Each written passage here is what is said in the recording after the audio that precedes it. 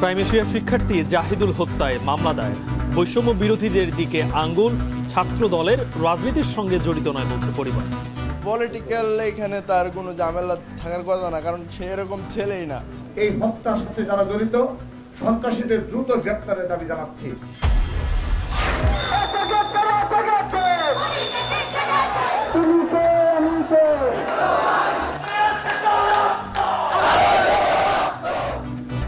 6 দফা আদায়ে সারা দেশে কারিগরি শিক্ষার্থীদের মহাসমাবেশ। 48 ঘন্টার মধ্যে দাবি না মানলে লং মার্চ টু ঢাকা ঘোষণা।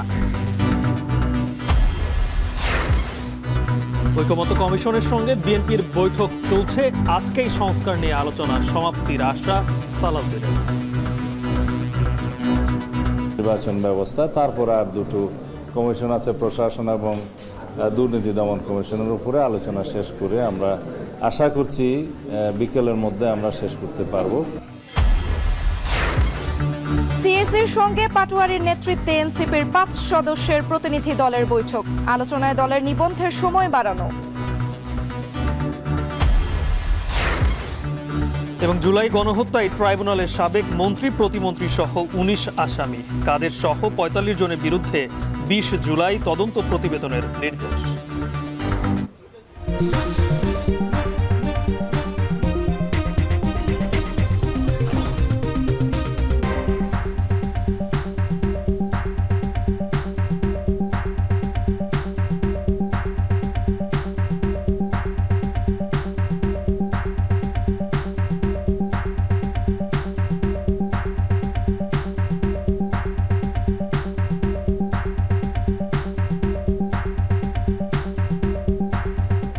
স্বাগত এখন দুপুরে।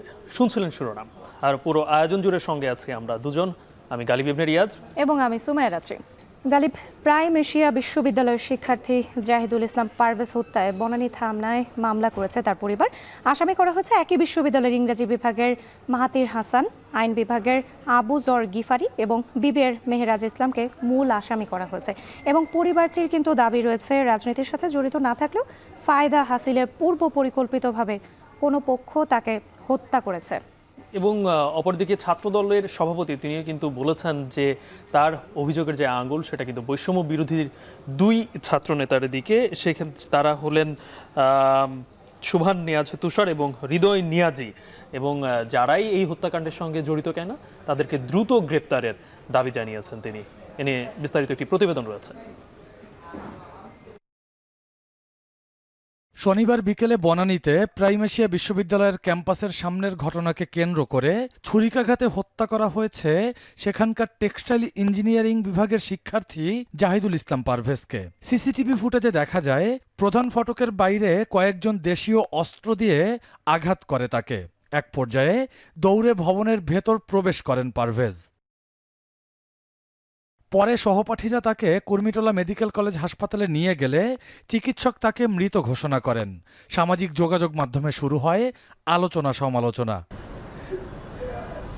ভাইকে হারিয়ে এভাবেই কান্নায় ভেঙে পড়েন নিহত পারভেজের ফুফাতো ভাই হুমায়ুন।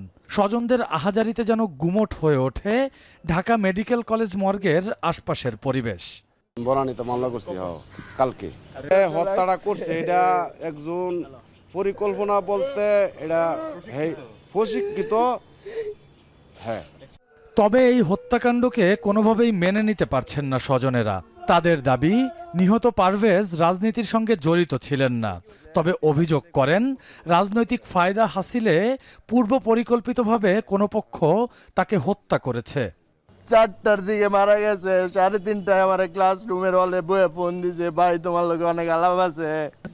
ছাত্র দলের পলিটিক্সের সাথে কিছু সম্পৃক্ত, পদ পদবি কোনো ছিল না। আমার ভাইটারে মাইরালছে। এদিকে নিহত জাহিদুল ইসলাম পারভেজকে নিজেদের কর্মী দাবি করে হত্যাকাণ্ডে বৈষম্য বিরোধী ছাত্র আন্দোলনের 5 নেতার জড়িত থাকার অভিযোগ করছে ছাত্রদল। পারভেজ ইসলামের উপর চালানো এই হামলা ছিল পূর্ব পরিকল্পিত। এই হামলায় মেহরাজ ইসলামের সাথে থাকা বৈষম্য বিরোধী ছাত্র আন্দোলনের বনানী থানা কমিটির যুগ্ম আহ্বায়ক শুভান নিয়াজ তুষার ও যুগ্ম সদস্য সচিব হৃদয় নিয়াজি নেতৃত্বে বনানী এলাকার বেশ কিছু উচ্ছৃঙ্খল সন্ত্রাসী জড়িত ছিল। দিনে দিনে ছাত্র দলের নেতাকর্মীদের ডিহিউম্যানাইজ করার যে পরিকল্পিত ষড়যন্ত্র, এটা অত্যন্ত পরিকল্পিতভাবে সাজানো হয় শহীদ পারভেজদের হত্যাকাণ্ডের বৈধতা মাধ্যমে। এ সময় জড়িতদের দ্রুত গ্রেপ্তার ও বিচারের দাবি জানায় সংগঠনটি। তবে ছাত্রদলের এই অভিযোগ মিথ্যা ও বানোয়াট বলে দাবি করেছে বৈষম্য বিরোধী ছাত্র আন্দোলন। রোববার নিজেদের ভেরিফাইড ফেসবুক পেজে এই দাবি করেন তারা। এই ঘটনায় বনানী থানায় ওই বিশ্ববিদ্যালয়ের ইংরেজি বিভাগের মাহাথির হাসান, আইন বিভাগের আবু জোহর গিফফারি ও বিবিএ বিভাগের মেহরাজ ইসলাম সহ 5 জনকে মূল আসামি করে মামলা দায়ের করা হয়েছে। জড়িতদের ধরতে অভিযান চলছে বলে জানিয়েছে পুলিশ। পার্টি বাইরে আছে, আমাদের গ্রেপ্তার করার জন্য অভিযান অব্যাহত আছে। তো আমাদের গোপনীয় জিনিস, এটা তো আর প্রকাশ করা যায় না। এটা তো আমাদের অবশ্যই আমরা সঠিকভাবে তদন্ত করে যারা অরিজিনালি ওই অভিযোগের সাথে জড়িত এবং আমরা ভিডিও ফুটেজ দেখে যারা জড়িত প্রত্যেকটা লোক যেন আইনের আওতায় আসে, এইটা আমাদের উদ্দেশ্য। দুপুরে নয়াপল্টনে বিএনপি কার্যালয়ের সামনে প্রাইমেশিয়া বিশ্ববিদ্যালয়ের শিক্ষার্থী পারভেজের জানাজা অনুষ্ঠিত হয়েছে। রকিবুল রাহাত, এখন, ঢাকা। এদিকে প্রাইম এশিয়া বিশ্ববিদ্যালয়ের শিক্ষার্থী জাহিদুল ইসলাম পারভেজ হত্যার প্রতিবাদে বিক্ষোভ করছেন বিশ্ববিদ্যালয়টির শিক্ষার্থীরা। সেখানে আছেন আমাদের সহকর্মী তহিদুল ইসলাম।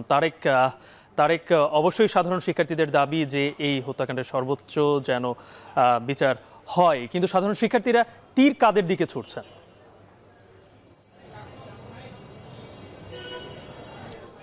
গালিব, যে বিষয়টা তারা আপনি আর কি উল্লেখ করলেন যে তারা সর্বোচ্চ শাস্তি চাচ্ছে, কিন্তু তাদের অভিযোগের যে তীর সেটা মূলত এই বিশ্ববিদ্যালয়ের প্রশাসনের দিকে। এই মুহূর্তে আমরা যে অবস্থা এখানে দেখতে পাচ্ছি, এখানে বেশ কিছুক্ষণ আগে আসলে পারভেজের মরদেহ আনা হয়েছিল এবং জানাজা অনুষ্ঠিত হয়েছে, কিন্তু এর ঠিক পরপরই আসলে এখানকার যে শিক্ষার্থীরা রয়েছে তারা জড়ো হতে শুরু করে এবং একই সাথে তাদের যে কর্মসূচি ছিল, বিক্ষোভ কর্মসূচি, সেই কর্মসূচি পালন করার জন্য তারা আসলে উদ্যোগ গ্রহণ করে। কিন্তু ঠিক এর কিছুক্ষণের মধ্যেই আমরা দেখতে পাই যে প্রাইম এশিয়া বিশ্ববিদ্যালয়ের এই যে বিল্ডিং রয়েছে, বিল্ডিং এর ভেতরে এখানে শিক্ষার্থীদের একটি খুব উত্তপ্ত পরিবেশ তৈরি হয় এবং তারা আসলে বিশ্ববিদ্যালয়ের যে শাটার রয়েছে সেই শাটার দুপাশ থেকেই বন্ধ করে দেয়। এবং তারা যে বিষয়টি আসলে বলার চেষ্টা করছেন যে এই ঘটনাটি গতকাল যখন ঘটে তখন প্রশাসন আসলে নীরব ভূমিকা পালন করেছে, বিশেষ করে যে সিকিউরিটি রয়েছে এই বিশ্ববিদ্যালয়ের সেই সিকিউরিটির নীরব ভূমিকা নিয়ে তারা প্রশ্ন তুলছেন এবং একই সাথে তারা বলছেন যে এই বিশ্ববিদ্যালয়ের যে প্রশাসন রয়েছে তারা কিভাবে গতকালকের ঘটনায় বহিরাগত যে যারা ছিলেন তাদের সাথে শিক্ষার্থীদের যে মিটমাট করার যে ঘটনা তারা সেটা করতে পারে, এই নিয়েও তারা প্রশ্ন তুলছেন। তারা বলছেন যে বিশ্ববিদ্যালয়ের উচিত ছিল যে তাদের নিরাপত্তা নিশ্চিত করা এবং একই সাথে বহিরাগতদের এখান থেকে আসলে সরিয়ে দেওয়া। সেই বিষয়টি না করে আসলে তারা যা করেছে তা আসলে সেটির কারণেই আসলে হত্যাকাণ্ড সংগঠিত হতে পেরেছে বলে আসলে তারা মত দিচ্ছে। আরেকটি বিষয় যদি উল্লেখ করতে চাই তা হলো যে আজকের যে কর্মসূচি ছিল এই কর্মসূচি প্রতিবাদ এবং বিক্ষোভ কর্মসূচিতে তারা 3টি দাবি আসলে উত্থাপন করছে এবং তারা বলছে যে 48 ঘন্টার ভিতরে এই হত্যাকাণ্ডের সাথে যারা জড়িত রয়েছেন তাদের খুব দ্রুত সময়ের ভিতরে গ্রেফতার করতে হবে এবং দৃষ্টান্তমূলক শাস্তি তাদের দিতে হবে। দ্বিতীয় তাদের যে দাবিটি রয়েছে তারা বলছে যে 48 ঘন্টার ভেতরে তাদেরকে এই ক্যাম্পাসের যে নিরাপত্তা সেই নিরাপত্তার দৃশ্যমান নিরাপত্তার ব্যবস্থা করতে হবে এবং এই প্রক্টর বডিকে এর দায়ভার গ্রহণ করে মাফ চাইতে হবে। এই দাবিগুলো তারা উত্থাপন করেছেন এবং এই মুহূর্তে এখানকার পরিবেশ কিছুটা উত্তপ্ত। এই ছিল আমার কাছে সর্বশেষ। জি তারেক, এদিকে এই শিক্ষার্থী জাহিদুল ইসলামের গ্রামের বাড়ি ময়মনসিংহের ভালুকায়, সেখানে আছেন আমাদের সহকর্মী হারুন রশিদ। তার কাছ থেকে সেখানকার সর্বশেষ পরিস্থিতি জানতে চাই। হারুন, আমরা ইতিমধ্যে কিন্তু দেখলাম যে ছাত্রদলের সভাপতি তিনি দাবি করেছেন যে নিহত শিক্ষার্থী তাদের দলের, কিন্তু পরিবার কি বলছে এবং সেই সাথে স্থানীয় যারা রয়েছেন তারাও কি বলছেন এই হত্যার পেছনের কারণ কি হতে পারে? গালিব, আমি একটু যদি জানাই যে আমরা জেনেছি যে ছাত্রদল ঢাকায় সংবাদ সম্মেলন করে পারভেজকে তাদের কর্মী বলে দাবি করেছে এবং এই ঘটনার সুষ্ঠু বিচার দাবি করেছে। আমি কিছুক্ষণ আগে পারভেজের গ্রামের বাড়িতে এসেছি এবং এখানে এসে কথা বলেছি তার পারভেজের বাবা জসিমউদ্দিনের সাথে, যিনি কুয়েত প্রবাসী। আজকে সকালেই কিন্তু ছেলের মৃত্যুর খবর পেয়ে তিনি তার বাড়িতে এসে পৌঁছেছেন, তার সাথে কথা বলেছি। পারভেজের বাবা জসিমউদ্দিন তিনিও কিন্তু এই ছাত্রদল নেতা ছিলেন, এই বিরুনি ইউনিয়ন কমিটির সদস্য ছিলেন 2003 সালে। এবং পারভেজের বাবা জসিমউদ্দিন যেটি বলেছেন যে তার ছেলে ছাত্রদলের রাজনীতির সাথে যুক্ত এবং তাদের পরিবার, পারভেজের পরিবার, তাদের মামার পরিবার সবাই ছাত্রদল বিএনপির রাজনীতির সাথে যুক্ত। এবং আমি এখানে স্থানীয়দের সাথে কথা বলেছি, স্থানীয় যারা, আমি এখানে একজন আওয়ামী লীগের কর্মীকেও পেয়েছি, তাকেও জিজ্ঞাসা করেছিলাম, তিনিও বলেছেন যে পারভেজ এলাকায় এসে ছাত্রদল বিএনপির মিছিলে সক্রিয়ভাবে অংশগ্রহণ করত। তো এখানে পরিবারের সদস্যরা যেটি বলছেন যে পারভেজকে নিয়ে তাদের স্বপ্ন ছিল এবং এই পারভেজের স্বপ্ন পূরণের জন্যই কিন্তু জসিমউদ্দিন প্রায় 8 বছর যাবৎ কুয়েত প্রবাসী। তার এই যে পরিশ্রম, সংগ্রাম সবকিছু ছিল তার ছেলে পারভেজকে কেন্দ্র করেই। কিন্তু সেই ছেলে যেভাবে নৃশংসভাবে মৃত্যুবরণ করেছে, তাকে যেভাবে নৃশংসভাবে হত্যা করা হয়েছে, এই ঘটনার সুষ্ঠু বিচার দাবি করেছেন। এবং আমরা এখানে দেখেছি যে আসলে শোকাবহ পরিবেশের তৈরি হয়েছে। পারভেজের মা বারবার কান্না করছিলেন এবং বারবার মূর্ছা যাচ্ছিলেন। আত্মীয় স্বজনরা এসেছেন, তাকে সান্ত্বনা দেওয়ার চেষ্টা করছেন এবং তাকে শুশ্রূষা করার চেষ্টা করছেন। পারভেজের বাবা অনবরত কান্না করছেন তার রুমে বসে। এবং এলাকার স্বজন, আত্মীয় স্বজন, প্রতিবেশী সবাই কিন্তু এই কাইচান গ্রামের যে পাঠক বাড়ি নামে পরিচিত পারভেজদের বাড়ি, সেই বাড়িতে কিন্তু এসেছেন এবং এসে ভিড় করেছেন। এবং সবাই এখানে যারা এসেছেন সবাই কিন্তু একটি কথাই বলছেন যে একটি সম্ভাবনাময় প্রতিভাকে তুচ্ছ ঘটনায় তাকে হত্যা করা হয়েছে এবং এই হত্যার ঘটনায় যারা জড়িত তাদের দৃষ্টান্তমূলক শাস্তি দাবি করেছেন। এবং তারা যেটি বলছেন যে খুব দ্রুত আসামিদেরকে গ্রেপ্তার করতে হবে এবং হত্যাকাণ্ডের বেশ কিছু সময় পেরিয়ে গেলেও এখনো কোনো হত্যাকারী গ্রেপ্তার না হওয়ায় তারা কিন্তু ক্ষোভ প্রকাশ করছেন। এবং তারা যেটি বলছেন যে কোনো মূল্যে হত্যাকারীদের গ্রেপ্তার করে দৃষ্টান্তমূলক শাস্তির ব্যবস্থা করতে হবে।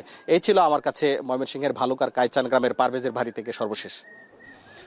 প্রাইম এশিয়া বিশ্ববিদ্যালয়ের শিক্ষার্থী জাহিদুল ইসলাম পারভেজ হত্যাকাণ্ডে উত্তাল তার বিশ্ববিদ্যালয় এবং সেই সাথে তার গ্রামের বাড়ি ময়মনসিংহের ভালুকায় চলছে শোকের মাতন এবং সেই সাথে এই হত্যার বিচারের দাবি করছেন তারা। তা নিয়ে আমাদের সাথে যুক্ত ছিলেন আমাদের 2 সহকর্মী। চলে যাচ্ছে অন্যান্য প্রসঙ্গ। ঐক্যমত্য কমিশনের সঙ্গে বিএনপির প্রতিনিধি দলের বৈঠক নিয়ে ব্রিফিং করছেন বিএনপির স্থায়ী কমিটির সদস্য সালাউদ্দিন আহমেদ। সরাসরি যুক্ত হচ্ছে। সেই জন্য কিছু বিষয় থাকবে রাষ্ট্র পরিচালনার মূলনীতিতে, বাট এনফোর্সেবল করার জন্য সেটা থাকবে কিছু বিষয় মৌলিক অধিকার অধ্যায়ে রাষ্ট্রকে যেখানে এনশিওর করতে হবে all civil and political rights. সেই জন্য আমরা বলছি এখানে অনেকগুলো জিনিস অন্তর্ভুক্ত না করে যে সমস্ত বিষয়গুলো রাষ্ট্র এনশিওর করতে পারবে রাষ্ট্রের সক্ষমতা অনুসারে সেগুলোকে আনাই হচ্ছে বাস্তবায়ন। সেই বিষয়ে ওনারা একমত হয়েছেন এবং সেটা ড্রাফট আকারে ওনারা আমাদেরকে দেবেন। এইটাতে একটা অগ্রগতি আছে। তারপরে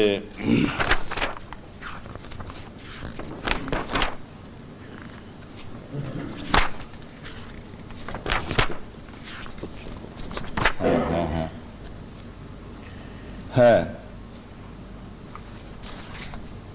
আইনসভার ক্ষেত্রে সে মহিলাদের, নারীদের আসনের সংখ্যা যেমন আমরা বলেছি 50 থেকে 100-তে উন্নীত করার ক্ষেত্রে আমরা একমত, কিন্তু সেটা বিদ্যমান পদ্ধতিতেই মনোনয়ন হবে, সেটা আমরা আমাদের প্রস্তাবে বলেছি। বাট এইটা আমরা বলেছি যে নেক্সট পার্লামেন্ট গঠন হওয়ার পরে যখন 300 ডাইরেক্টলি নির্বাচিত হবে এবং সংসদের সংশোধনী গৃহীত হলে বর্তমানের 50 এবং প্লাস আরও 50 নিয়ে যে 100 গঠিত হবে, সেই 400 সদস্য বিশিষ্ট সংসদে বিষয়গুলো বিস্তারিত আলোচনা করে কোন পদ্ধতিতে তার পরবর্তী সংসদে নারীদের নির্বাচনটা, নারী আসন নির্বাচনটা হবে, সেটা তখন সংসদে বিস্তারিত আলোচনার মাধ্যমে নির্ধারণ করা হবে।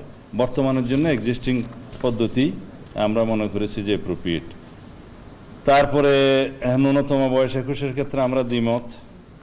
আর প্রাইম মিনিস্টারের ক্ষমতা চেক অ্যান্ড ব্যালেন্স করার জন্য যেটা আর্টিকেল 70-র কথা বলা আছে এবং সংসদের সদস্যদের স্বাধীনতা বাড়ানোর জন্য যে কথাগুলো বলা আছে, এটা বিগত দিনে আমরা আলাপ করেছি। আজকে যদি আবার করি তাহলে আলাপ দীর্ঘ হয়ে যাবে।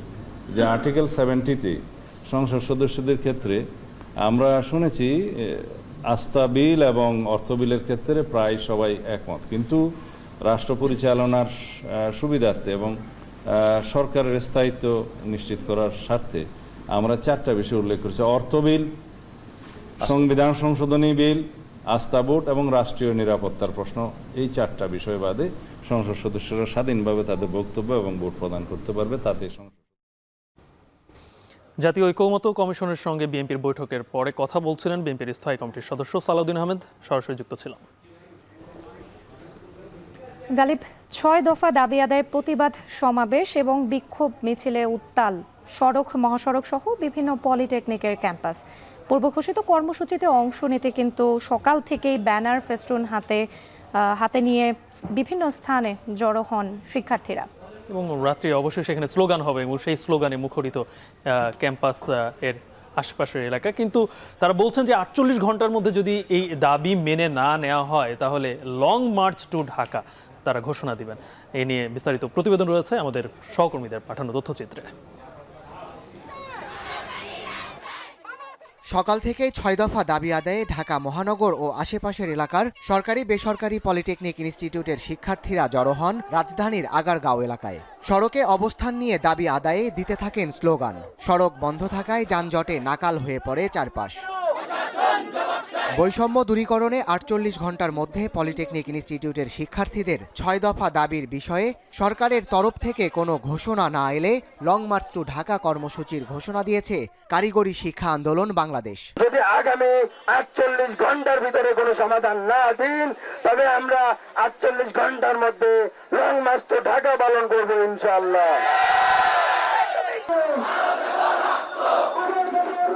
তীব্র রোদ উপেক্ষা করে দাবি আদায়ে ব্যানার, ফেস্টুন নিয়ে বরিশাল কেন্দ্রীয় শহীদ মিনারে জড়ো হন সরকারি ও বেসরকারি পলিটেকনিকের শিক্ষার্থীরা। এ সময় শিক্ষার্থীদের দাবি আদায়ে স্লোগানে মুখর হয়ে ওঠে শহীদ মিনার প্রাঙ্গণ। সিলেটের বেশ কয়েকটি পলিটেকনিক ইনস্টিটিউটের কয়েকশো শিক্ষার্থী দাবি আদায়ে বিক্ষোভে অংশ নেন। এ সময় দাবি আদায় না হলে আরও কঠোর আন্দোলন চালিয়ে যাওয়ার কথা জানান শিক্ষার্থীরা। কেন্দ্রীয় কর্মসূচির অংশ হিসেবে ক্লাস পরীক্ষা বর্জন করে মহাসমাবেশ ও বিক্ষোভে অংশ নেন ময়মনসিংহের বিভিন্ন পলিটেকনিকের শিক্ষার্থীরা। একই দাবিতে কুমিল্লায় সরকারি পলিটেকনিকের সাথে বেসরকারি পলিটেকনিক ও সার্ভে ইনস্টিটিউটের শিক্ষার্থীরাও খণ্ড খণ্ড মিছিল নিয়ে জড়ো হতে থাকে। পরে অনুষ্ঠিত হয় বিক্ষোভ সমাবেশ। খুলনার সরকারি ও বেসরকারি পলিটেকনিকের শিক্ষার্থীরা দাবি আদায় না হওয়া পর্যন্ত আন্দোলন অব্যাহত রাখার ঘোষণা দেন। সাদাত শাহেদ, এখন। প্রধান নির্বাচন কমিশনারের সাথে বৈঠক করছে জাতীয় নাগরিক পার্টি। দুপুর 12:15টার দিকে রাজধানীর আগারগাঁয়ে নির্বাচন কমিশন ভবনে এনসিপির মুখ্য সমন্বয়ক নাসিরউদ্দিন পাটোয়ারির নেতৃত্বে 5 সদস্যের প্রতিনিধি দল এতে অংশ নেন। নির্বাচন কমিশন গঠন আইন, রাজনৈতিক দল নিবন্ধন আইন, নিবন্ধনের সময়সীমা ও নির্বাচন সহ নানা বিষয় নিয়ে আলোচনা হওয়ার কথা রয়েছে। নির্বাচন কমিশনের নির্ধারিত সময় অনুযায়ী নতুন রাজনৈতিক দল হিসেবে নিবন্ধনের আবেদনপত্র জমার শেষ দিন আজ। এদিকে নিবন্ধনের প্রক্রিয়া সম্পূর্ণ করতে আরও 2 মাস সময় চেয়েছে জাতীয় নাগরিক পার্টি।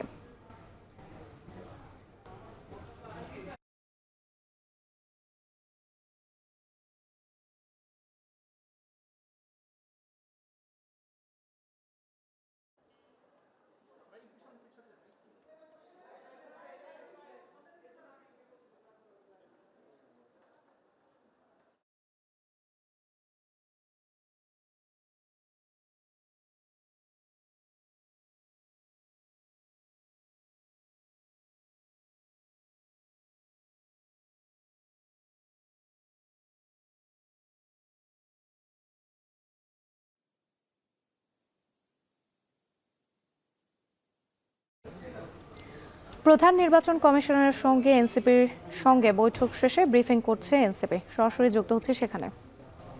প্রিয় দেশবাসী, জাতীয় নাগরিক পার্টির পক্ষ থেকে আমরা আজকে 5 সদস্যের একটি প্রতিনিধি দল ইলেকশন কমিশনে এসেছি।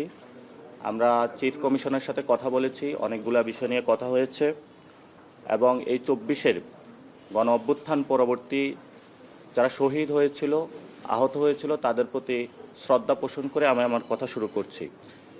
যারা আহত হয়েছিল, যারা শহীদ হয়েছিল, গত 15 বছরে অনেক মানুষকে গুম, খুন, নির্যাতনের সঙ্গী করা হয়েছিল। বড় একটি জায়গা ছিল আমাদের ভোটাধিকার কেড়ে নেওয়া হয়েছিল এবং মানুষের জালিয়াতির মাধ্যমে বাংলাদেশকে একটি ফেসিস্ট কাঠামোতে রূপান্তর করা হয়েছিল। আর এই ফেসিস্ট কাঠামোর রূপান্তরে অন্যতম ভূমিকা রেখেছিল নির্বাচন কমিশন। এই সংস্কারের মধ্য দিয়ে যে নতুন একটি বাংলাদেশ আমরা পুনর্গঠন করতে যাচ্ছি, সেই সংস্কার প্রক্রিয়ার মধ্য দিয়ে নির্বাচন কমিশনকেও যাতে আমরা নিয়ে যেতে পারি, সেই বিষয়ে আমাদের মধ্যে দীর্ঘক্ষণ আলোচনা হয়েছে। যে আলোচনাগুলোর মধ্যে আমরা জাতীয় নাগরিক পার্টির পক্ষ থেকে অনেকগুলো দাবি উত্থাপন করেছি। আমরা বলেছিলাম গত 3টি নির্বাচনে যারা অংশগ্রহণ করেছিল প্রার্থী এবং নির্বাচন কমিশনের অনেক কর্মকর্তা কর্মচারীবৃন্দ যারা এই বিষয়গুলোর সাথে জড়িত ছিল এবং তাদেরকে ইনভেস্টিগেশনের মাধ্যমে সঠিক প্রক্রিয়ার নিয়ে এসে দেশবাসীর সামনে দৃশ্যমান একটি বিচারের আওতায় নিয়ে আসতে হবে, যাতে ভবিষ্যৎ বাংলাদেশে কোনো প্রতিষ্ঠান সাংবিধানিক হোক অসাংবিধানিক হোক, কোনো ব্যক্তি কোনো দলের পক্ষে না গিয়ে বাংলাদেশের হাজারো মানুষের রক্তের উপর প্রতিশ্রুতিবদ্ধ হয়ে নতুন একটি ব্যবস্থায় যাত্রা করার জন্য আর এই দুঃসাহস গত 15 বছরের মতন না দেখাতে পারে। সেই বিষয়ে আমরা কথা বলেছি। ওনারা আমাদের কাছে প্রতিশ্রুতিবদ্ধ হয়েছেন যে যারা এখানে কর্মকর্তা কর্মচারীবৃন্দ রয়েছেন তাদের থেকে ওনারা শপথ নিয়েছেন, কিন্তু আমরা বলেছি শুধু শপথের মধ্যে সমাপ্ত না করে গত 15 বছরে যারা এই কাজগুলো করেছে তাদেরকে যথাযথ আইনগত প্রক্রিয়ার মধ্যে নিয়ে আসতে হবে। আমরা দ্বিতীয় যে দাবিটা উত্থাপন করেছিলাম, মনোনয়নপত্র জমা দেওয়ার জন্য যারা প্রার্থী রয়েছেন সশরীরে উপস্থিত হতে হবে। সে বিষয়ে কমিশন এই বিষয়টি বিবেচনাধীন রাখবে বলে তারা আমাদেরকে জানিয়েছেন। কারণ আমরা দেখেছিলাম যে অনেক বড় বড় ঋণ খেলাপি থেকে শুরু করে গুন্ডা মাস্তান জনগণের ভোটের মাধ্যমে দিয়ে সংসদের মধ্যে একটি দুর্বৃত্ত ব্যবস্থা চালু করেছে। ফলত আমরা আর এই ব্যবস্থা দেখতে চাই না। আমরা দেখতে চাই গ্রামের মসজিদের ইমাম, স্কুল শিক্ষক যারা কোনো ধরনের টাকার বাণিজ্যের সাথে ছিল না, যারা এই পচাগলা সমাজের সাথে রিলেটেড ছিল না, সমাজের সুন্দর মানুষগুলো যাতে পার্লামেন্টে গিয়ে জনপ্রতিনিধি হয়ে ভবিষ্যৎ বাংলাদেশ গঠন করতে পারে, সে ব্যবস্থা প্রণয়নে আমরা কোনো গুন্ডা মাস্তানকে পরিহার করে সশরীরে জমা দিয়ে নতুনভাবে একটি বাংলাদেশে অধ্যায় রচনা করার জন্য তাদের কাছে দাবি জানিয়েছি। আমাদের বর্তমান যে নির্বাচন ব্যবস্থা, সেখানে প্রিজাইডিং যারা অফিসার রয়েছে বিভিন্ন জায়গায় তাদেরকে একটি সার্বভৌম ক্ষমতার বড় একটা অধিকার দেওয়া হয়েছে। পরবর্তীতে ইলেকশন কমিশন এই বিষয়ে কোনো রেসপন্সিবিলিটি নিয়ে থাকে না যে কোথায় ইলেকশন কেমন হয়েছে। সেজন্য আমরা বলেছিলাম গ্যাজেট পূর্ববর্তী 48 ঘন্টার মধ্যেই নির্বাচন কমিশন থেকে একটি সার্টিফিকেশন দিতে হবে এই ইলেকশন বিশ্বাসযোগ্য হয়েছে কিনা, যাতে পরবর্তীতে একটি প্রাতিষ্ঠানিক আকারে ব্যক্তি আকারে নির্বাচন কমিশনকে আইনের আওতায় আনা যায়।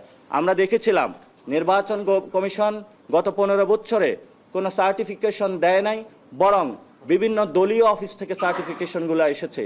এই জন্য আমরা সাংবিধানিক প্রতিষ্ঠানকে সাংবিধানিক আকারে রাখতে চাই, দেশের মানুষের কাছে জবাবদিহিতার জায়গায় নিয়ে আসতে চাই। সেই জায়গা থেকে আমরা 48 ঘন্টার গ্যাজেটের পূর্ব সময়ের মধ্যেই বিশ্বাসযোগ্য নির্বাচন হয়েছে কিনা নির্বাচন কমিশন থেকে সার্টিফিকেশনের কথা বলেছি। শেখ হাসিনার বিরুদ্ধে তদন্ত প্রায় শেষ পর্যায়ে রয়েছে, যে কোনো সময় আদালতে দাখিল করবে প্রসিকিউশন। সে সাথে ওবায়দুল কাদের সহ আওয়ামী লীগের 45 নেতার বিরুদ্ধে তদন্ত প্রতিবেদন 20 জুলাই দাখিলের নির্দেশ দেন ট্রাইব্যুনাল। রোববার বিচারপতি গোলাম মর্তুজা মজুমদারের নেতৃত্বাধীন ট্রাইব্যুনাল বেঞ্চ প্রসিকিউশনের সময় আবেদন মঞ্জুর করে এই আদেশ দেন। হাতকড়া পরিয়ে আসামিদের আদালতে তোলার বিষয়টি উপস্থাপন করা হলে পুলিশকে বাড়াবাড়ি না করার আদেশ দেন আদালত। বলেন, শৃঙ্খলা ভঙ্গ করলে অ্যাকশনে যাবে পুলিশ। গেল 18 ফেব্রুয়ারি এই 19 আসামিকে হাজির করা হয়। সেদিন শুনানির সময় আবেদন করেন রাষ্ট্রপক্ষ। তাদের দাবি, আসামিরা সরাসরি মানবতা বিরোধী অপরাধে জড়িত। পুঙ্খানুপুঙ্খভাবে তদন্ত করতে গিয়ে কিছুটা সময় লাগছে। মামলায় ওবায়দুল কাদের সহ অন্য আসামিরা এখনও পলাতক। ওবায়দুল কাদের সাহেব সহ যে মামলাতে 45 জন আসামি যাদের বিরুদ্ধে মানবতা বিরোধী অপরাধের সাথে সম্পৃক্ত থাকার অভিযোগ আছে, তারা কমান্ড রেসপন্সিবিলিটিতে সুপিরিয়র রেসপন্সিবিলিটিতে তাদের বিরুদ্ধে অভিযোগ রয়েছে। তাদের বিরুদ্ধে সেই মামলাটার আজকে নির্ধারিত তারিখ ছিল। আজকে 17 জনকে উপস্থিত করা হয়েছিল। এই 17 জনকে উপস্থিত করার পরে প্রসিকিউশনের পক্ষ থেকে আমরা তদন্তের যে অগ্রগতি সেটার ব্যাপারে একটা রিপোর্ট দিয়েছি এবং জানিয়েছি যে আমাদের আরও 2 মাস সময়ের দরকার। সেই 2 মাস সময় আদালত মঞ্জুর করেছেন। আওয়ামী লীগের আমলে গুম হওয়া স্বজনদের খোঁজে মানববন্ধন করেছে গুমের শিকার পরিবারগুলোর সংগঠন মায়ের ডাক। সকালে হাইকোর্ট মাজার গেটে শতাধিক স্বজন মানববন্ধনে অংশ নেন। তারা বলেন, শেখ হাসিনা পতনের 8 মাস পেরিয়ে গেলেও এখনও চিহ্নিত খুনিদের বিচার হয়নি। অভিযোগ করেন, যারা গুম খুনের মাস্টারমাইন্ড তারা 5 আগস্টের পরে ক্যান্টনমেন্ট থেকে পালিয়ে গেছে। যারা তাদের পালিয়ে যেতে সহায়তা করেছে তাদেরও বিচারের আওতায় আনতে হবে। শিগগিরই গুম হওয়া ব্যক্তিদের ফেরত চান স্বজনরা। পরে 3 দফা দাবিতে আন্তর্জাতিক অপরাধ ট্রাইব্যুনালের চিফ প্রসিকিউটরের কাছে এ নিয়ে স্মারকলিপি দেন তারা। মায়ের ডাকের সংগঠকরা জানালেন, অন্তর্বর্তী সরকারের কার্যক্রমে তারা দিনকে দিন হতাশ হয়ে পড়েছেন।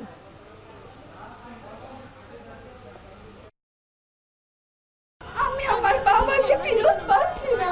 5 আগস্টের পরে তো আমাদের এভাবে খুঁজে দাঁড়ানোর কথাই ছিল না। অন্তর্বর্তী সরকার আজকে 8 মাস অতিবাহিত করলো, তারা আমাদের স্বজনদের সন্ধান দিতে পারে নাই। এই আন্দোলন অব্যাহত রাখা উচিত। তাই নেই কেবল দুষ্কৃতিকারীরা ভয় পাবে, তাই নেই কেবল যারা সাজা দিতে পারে তারা সতর্ক হবে, তারা সক্রিয় হবে এবং ন্যায্যতা প্রতিষ্ঠা করার চেষ্টা করবে। চট্টগ্রামের রাউজানে দুর্বৃত্তের গুলিতে নিহত যুবদল কর্মীর মরদেহ চট্টগ্রাম মেডিকেল কলেজ হাসপাতালের মর্গে নিয়ে যাওয়া হয়েছে। দুপুরে রাউজান থেকে তার মরদেহ চট্টগ্রাম মেডিকেলে নেওয়া হয়। গেল রাতে উপজেলার নোয়াপাড়ার বাগোয়ান গরিবুল্লাহ পাড়ায় যুবদল কর্মী মানিককে গুলি করে হত্যা করে দুর্বৃত্তরা। পুলিশ জানায়, নিহত মানিকের শরীরের বিভিন্ন স্থানে গুলির চিহ্ন রয়েছে। রাতে নিজ বাড়ির পাশেই তাকে গুলি করে পালিয়ে যায় সন্ত্রাসীরা। পরে স্থানীয়দের কাছ থেকে খবর পেয়ে মরদেহ উদ্ধার করে পুলিশ। নিহতের পরিবার জানায়, মানিক দীর্ঘদিন প্রবাসে থাকার পর দেশে ফিরে রাজনীতিতে যোগ দেয়। রাউজানের নোয়াপাড়ায় বালু মহল দখল, চাঁদাবাজি ও আধিপত্য বিস্তার নিয়ে 5 আগস্টের পর কয়েকটি পক্ষের সংঘর্ষ হয়েছে। এই ঘটনায় এই এলাকায় অন্তত 5 জন নিহত হয়েছে। অনেক আতঙ্কে আছি। এই হত্যার সুষ্ঠু বিচার চাই আমরা। কে মারছে যায় না। আমার বাইকে 15-20 জন এসে অতর্কিতভাবে আহত করে হত্যা করে। মামুন বহুত আগে তো উনি মাইতু সাথ দেয়। আরেকবার মাসানিক আগে মামুনের ধরিবার আগে এই মামুনে মারি ফেলে তো চাই 10-15 জন 20 জন মতো যাই রে। বিচার বিভাগে সীমাবদ্ধতা থাকলেও বিচারকদের নিরপেক্ষ থেকে দায়িত্ব পালনের আহ্বান জানিয়েছেন আইন উপদেষ্টা আসিফ নজরুল। তিনি বলেন, দেশ গঠনের রাজনৈতিক বক্তব্য পরিহার করে গঠনমূলক আলোচনা এবং আঞ্চলিক নেতৃত্ব প্রতিষ্ঠার দিকেই জোর দিতে হবে। সকালে বিচারকদের পেশাগত দক্ষতা ও মূল্যবোধ গঠনে সরকারি জজদের জন্য বিচার প্রশাসন প্রশিক্ষণ ইনস্টিটিউটে শুরু হয়েছে 50তম বুনিয়াদী প্রশিক্ষণ কোর্স। উদ্বোধনী আয়োজনে তিনি আরও বলেন, বিচার বিভাগের সীমাবদ্ধতা থাকলেও সে বাস্তবতা মেনে সর্বোচ্চ চেষ্টা চালিয়ে যেতে হবে বিচারকদের। অনেক রকম ইনোভেটিভ চিন্তা করা যায়, আমাদের সব জায়গায় সীমাবদ্ধতা আছে। গরিব দেশ থাকবে, এটার মধ্যে থেকে বেস্ট পারফরমেন্স কিভাবে বের করা যাবে সেটা বের করতে হবে। কোনো দিন আর্থিক দুর্নীতি করবা না, কোনো অবস্থাতেই না।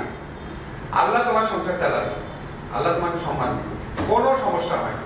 তো অন্যায় অভিযোগ করার জন্য তো পৃথিবীতে অনেক প্রফেশন ছিল, বিচারকদের এটা করার কোনো স্কোপ নাই, বড় স্কোপ নাই।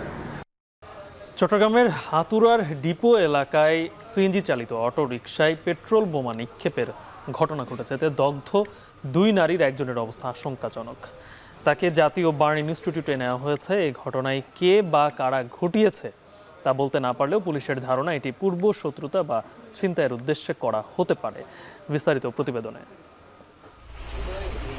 রোববার ভোর 4:30 চট্টগ্রাম নগরীর আতুরা ডিপোর পেট্রোল পাম্পের সামনে সিসিটিভিতে ধরা পড়ে সিএনজি চালিত অটোরিকশায় আগুন লাগার ঘটনা। অন্ধকারে হঠাৎ দেখা যায় দাউ দাউ করে জ্বলে ওঠা আগুনের চিত্র। রাউজান থেকে আসা অটোরিকশাটিতে এক শিশুসহ 6 যাত্রী ছিল। আতুরা ডিপো এলাকায় এলে পথরোধের চেষ্টা করে মুখে কাপড় বাঁধা 3 যুবক। চালক জানান, গাড়ির মুখ ঘুরিয়ে দিলে তারা ছুঁড়ে মারেন আগুন লাগানো একটি কাঁচের বোতল। এর পরপরই মোটরসাইকেলে চড়ে সটকে পড়েন দুর্বৃত্তরা। এখানে 3টা ছেলে মুখ বাঁধা ছিল, একটা মোটরসাইকেল ছিল লাল কালারের মনে হয়, ধমক দিছে, গাড়ি আমি ব্রেক করে ফেলছি। যাত্রীকে মানে ওই রক্ষা করার জন্য আমি নিজে গাড়িটা মোচড় দিচ্ছি। মোচড় দেওয়ার পরে কি একটা মেলা মারছে আপনার বোতল টাইপের, এই বোতলটা ঢুকে গেছে যে আপনার যাত্রীর পর্দার ভিতরে, ঢুকে যাওয়ার সাথে সাথে গাড়িতে আগুন লেগে গেছে। কিছু বুঝে ওঠার আগেই অটোরিকশায় লাগা আগুনে দগ্ধ হন দুই বোন লায়লা ও ঝর্ণা। তাদের উদ্ধার করে চট্টগ্রাম মেডিকেল কলেজ হাসপাতালে নিয়ে আসা হলে গুরুতর দগ্ধ লায়লাকে উন্নত চিকিৎসার জন্য পাঠানো হয় ঢাকায়।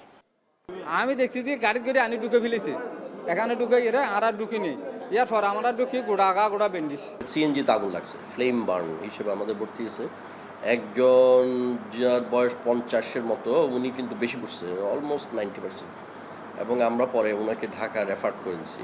আর শরীরের 90% মানে কিছুই বাকি নেই, সব পুড়ে গেছে। মুখে আবার ইনহেলেশন শ্বাসনালী পুড়ে গেছে, সব মিলিয়ে খুব খারাপ অবস্থা। সকালে ঘটনাস্থল পরিদর্শন করেছে পুলিশ। তারা জানায় 3 যুবক চট্টগ্রামের হাটহাজারী এলাকা থেকে সিএনজি অটোরিকশাকে অনুসরণ করে আসছিল। এটিকে পূর্ব শত্রুতা বা ছিনতাইয়ের ঘটনা বলেই ধারণা করা হচ্ছে বলে জানান বাইজিদ থানার ভারপ্রাপ্ত কর্মকর্তা।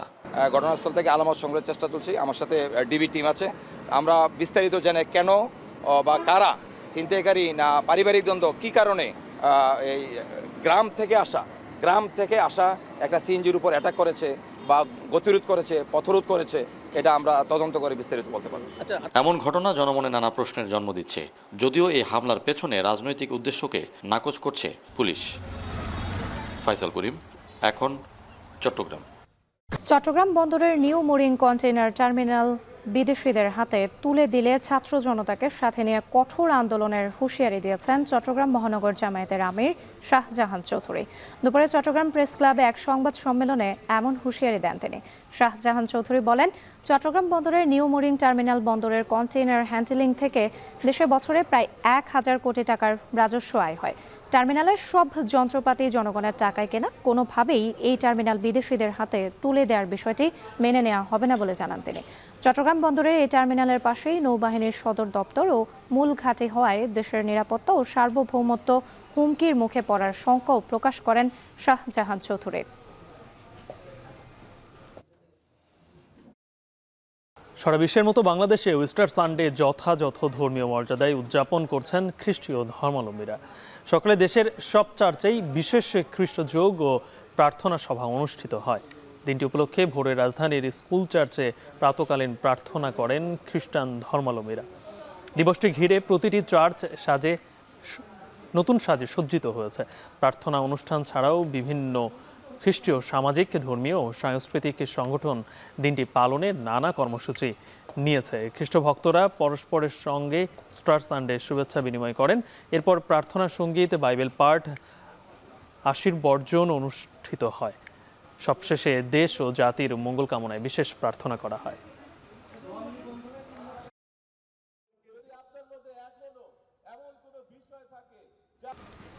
হামাসকে চাপে রেখে জিম্মিদের ফিরিয়ে আনার প্রতিশ্রুতি দিয়েও সরকার বিরোধী বিক্ষোভ ঠেকাতে পারছে না ইসরায়েলি প্রধানমন্ত্রী বেনয়ামিন নেতানিয়াহু। সাধারণ জনগণের পাশাপাশি নেতানিয়াহুর অপসারণ চান ইসরায়েলি জিম্মিদের পরিবারের সদস্যরা। এদিকে গাজায় শনিবার রাতভর ইসরায়েলি হামলায় প্রাণ গেছে আরও 52 ফিলিস্তিনের। পাল্টা হামলায় ইসরায়েলের এক সেনা নিহত হয়েছে বলে দাবি করছে হামাস। জাতিসংঘের সহায়তা সংস্থা বলছে, দখলদার ইসরায়েলি বাহিনীর আগ্রাসনে উপত্যকাটির প্রায় 70% অঞ্চল বসবাসের অনুপযুক্ত হয়ে পড়েছে। সতীর্থ কর্মকার জানাচ্ছেন বাকিটা। ধোঁয়ার কুণ্ডলিতে আচ্ছন্ন চারপাশ, প্রাণ ভয়ে তাঁবু থেকে ছুটে পালাচ্ছেন হতভাগ্য ফিলিস্তিনিরা। দৃশ্যটি গাজার খান ইউনিসের আল মাওয়াসি শরণার্থী শিবিরের। শনিবার মাত্র কয়েক ঘন্টার নোটিসে এই শিবির লক্ষ্য করে হামলা চালায় দখলদার ইসরায়েলি বাহিনী। টাইমস অফ ইসরায়েল জানায়, এদিন সূর্যাস্তের আগ পর্যন্ত ক্যাম্পের বিভিন্ন প্রান্ত থেকে অন্তত 15 জনের মরদেহ উদ্ধার করেন স্থানীয়রা।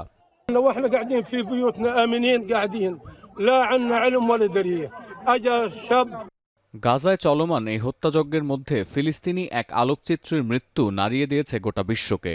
গেল 18 মাস ধরে গাজা যুদ্ধের ভয়াবহতার ছবি তুলছেন 25 বছরের এই অকুতভয় নারী ফাতিমা হাসৌনা। বলেছিলেন, নিঃশব্দে মৃত্যুকে বরণ করতে চান না তিনি। পৃথিবী ছেড়ে চলে যাওয়ার আগে নিজের অস্তিত্বের জানান দেয়া ছিল তার একমাত্র স্বপ্ন।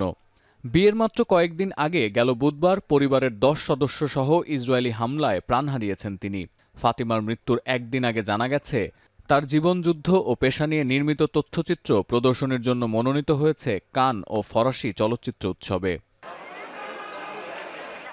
এদিকে গাজায় দ্বিতীয় ধাপে অস্ত্রবিরতির প্রস্তাব ফিরিয়ে দেয়ায় হামাসকে নিশ্চিহ্ন করে দেয়ার হুঁশিয়ারি দিয়েছেন ইসরায়েলি প্রধানমন্ত্রী।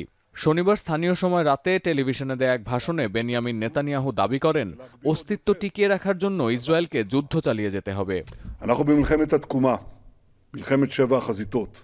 গভীর রাতে জ্বালাময়ী ভাষণ দিয়ে পরিস্থিতি নিয়ন্ত্রণের বদলে আরও উস্কে দিয়েছেন নেতানিয়াহু। এদিন মধ্য ইসরায়েলের মাজরে শহরে ইসরায়েলি প্রধানমন্ত্রীর পদত্যাগের দাবিতে বিক্ষোভ করেন সাধারণ মানুষ। সরকার বিরোধীদের অভিযোগ, গাজা যুদ্ধের অবসান ও জিম্মিদের ফিরিয়ে আনার মিথ্যে প্রতিশ্রুতি দিয়ে গদি টিকিয়ে রাখার ষড়যন্ত্রে নেমেছেন নেতানিয়াহু। এদিকে অধিকৃত পশ্চিম তীর পরিদর্শনের কথা থাকলেও শেষ মুহূর্তে ফিলিস্তিনি প্রধানমন্ত্রী মোহাম্মদ মুস্তাফাকে সেখানে প্রবেশের অনুমতি দেয়নি দখলদার ইসরায়েল। অবৈধ বসতি স্থাপনকারীদের অত্যাচার ও লুটপাটের ভয়াবহতা সম্পর্কে জানতে পশ্চিম তীরের বোরকা, দেইর দিবোয়ান, রামাল্লা সহ আরও বেশ কয়েকটি এলাকা পরিদর্শনের পরিকল্পনা ছিল ফিলিস্তিনি প্রধানমন্ত্রীর। সতীর্থ কর্মকার, এখন শেষ করব এখন দুপুর। তবে যাওয়ার আগে শিরোনামগুলো আরও একবার। প্রাইম এশিয়ার শিক্ষার্থী জাহিদুল হত্যায় মামলা দায়ের, বৈষম্য বিরোধীদের দিকে আঙুল ছাত্র দলের, পরিকল্পিত হত্যার দাবি পরিবারের। পলিটিক্যাল এখানে তার কোনো ঝামেলা থাকার কথা না, কারণ সে এরকম ছেলেই না। এই হত্যার সাথে যারা জড়িত সন্ত্রাসীদের দ্রুত গ্রেপ্তারের দাবি জানাচ্ছি।